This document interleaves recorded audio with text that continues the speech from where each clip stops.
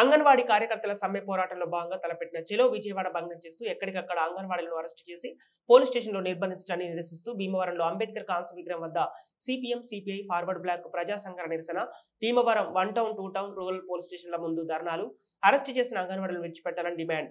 అంగన్వాడీ కార్యకర్తల సమ్మె డిమాండ్లు పరిష్కరించాలని వేధింపులో విడనాడాలని కోరుతూ జిల్లా కలెక్టరేట్ అడ్మినిస్ట్రేటివ్ అధికారి అప్పారావు గారికి వినతి పత్రం సమర్పించిన నాయకులు 2 రోజులుగా సమ్మె చేస్తూ ఉన్నారు.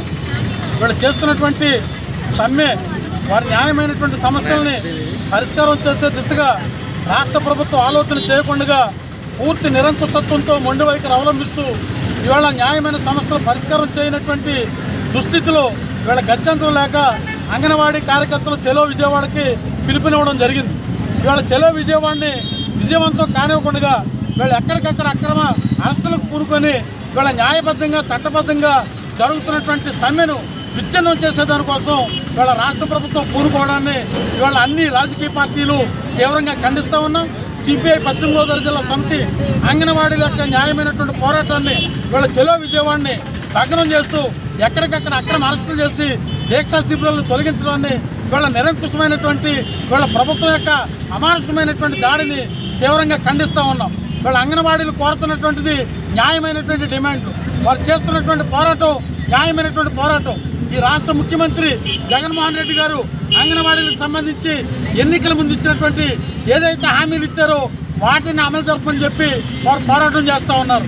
వారు కోరుతున్నటువంటి వంచమ్మ కోరికలు కాదు, ఇవాళ న్యాయబద్ధంగా ఇవాళ ఉన్నటువంటి పెరుగుతున్నటువంటి నిత్యావసర వస్తువుల ధరలు ఇవాళ ఒక కుటుంబం జీవనం సాగించాలంటే ప్రభుత్వం ఇచ్చినటువంటి లెక్కల ప్రకారం కనీసమైనటువంటి ఇవాళ వేతనం 26,000 రూపాయలు ఉండాలనేటువంటిది ప్రభుత్వం చెబుతూ ఉంది. ఇవాళ కనీసమైనటువంటి వేతనాలు లేకుండా చాలీ వేతనాలతో అర్ధాకలతో ఇవాళ ప్రభుత్వ స్కీమ్ వర్కర్స్గా ప్రభుత్వం ఇస్తున్నటువంటి అన్ని పథకాలను కూడా క్షేత్రస్థాయిలో విజయవంతం చేస్తున్నటువంటి ప్రభుత్వ స్కీమ్ వర్కర్స్గా ఉన్నటువంటి అంగన్వాడీలు ఒక భవిష్యత్తుకు సంబంధించి ఒక ఉన్నతమైనటువంటి పౌర సమాజాన్ని తయారు చేసేటువంటి క్రియాశీలకమైనటువంటి బాధ్యతలు నిర్వహిస్తున్నటువంటి అంగన్వాడీల పట్ల ప్రభుత్వం ఈ రకంగా అమానుషంగా ఇవాళ నిరంకుశంగా వ్యవహరించి వాళ్ళకి న్యాయమైన డిమాండ్లు పరిష్కారం చేయకుండా ఇవాళ ప్రభుత్వం మొండి వైఖరి దాల్చుతూ వాళ్ళు చేసేటువంటి పోరాటాన్ని నిర్దాక్షిణ్యంగా అక్రమ అరెస్టులతో వీళ్ళ నిర్బంధాలతో అణిచివేయడాన్ని తీవ్రంగా ఖండిస్తూ ఉన్నాం. ఇవాళ అంగన్వాడీలు చేస్తున్నటువంటి పోరాటం న్యాయమైనటువంటి పోరాటం.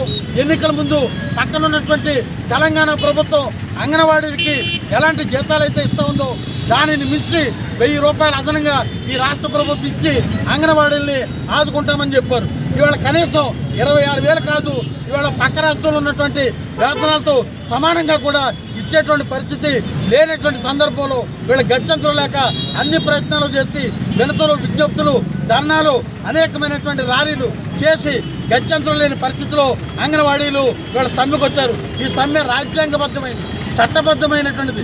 అంగన్వాడీలు కానీ ఇవాళ ఉన్నటువంటి కార్మిక వర్గం కానీ ఉద్యోగ వర్గం కానీ ప్రభుత్వాలు న్యాయమైనటువంటి డిమాండ్లు పరిష్కరించే దాంట్లో వాళ్ళ తాత్సారం ఎక్కించి వాళ్ళు నిరంకుశంగా వ్యవహరించినటువంటి సందర్భంలో ఆఖరి ఆయుధంగా వీళ్ళ కార్మికులకి అంగన్వాడీ వర్కర్లకి వజ్రాయుధంగా ఈ సమ్మె హక్కు ఉంది.